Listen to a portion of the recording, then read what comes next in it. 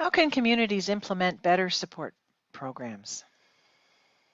So I would encourage communities to really look at the evidence base around various programs and policies and supports.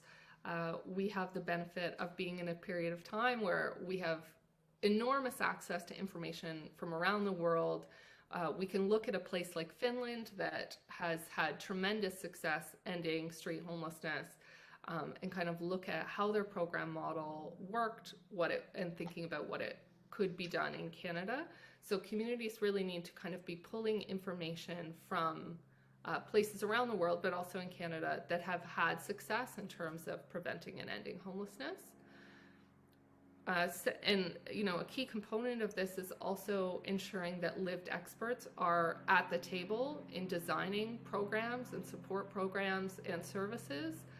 These are the experts that know what needs to be done, what it should look like, what doesn't work.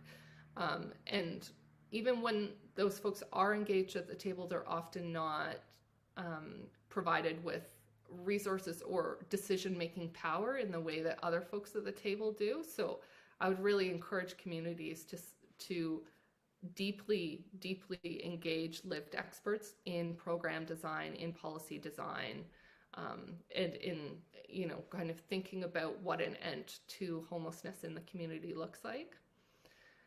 And third, I would say there is a huge need to obviously just expand our availability of affordable housing, and communities can get really creative, especially at this moment as we're kind of coming out of the pandemic. We have a major shift in terms of how urban spaces are used. Office space conversion, for example, has become a central focus in some policies around addressing housing need in Canada. So communities need to think really creatively about not just we need to physically build more housing, but what existing housing do we have that is vacant, is dilapidated, that could be transitioned into affordable housing, and really doing all of this work from a human rights-based place. So we do have this new federal legislation which establishes housing as a human right in Canada, and that extends to municipalities, and it's really important for municipalities to understand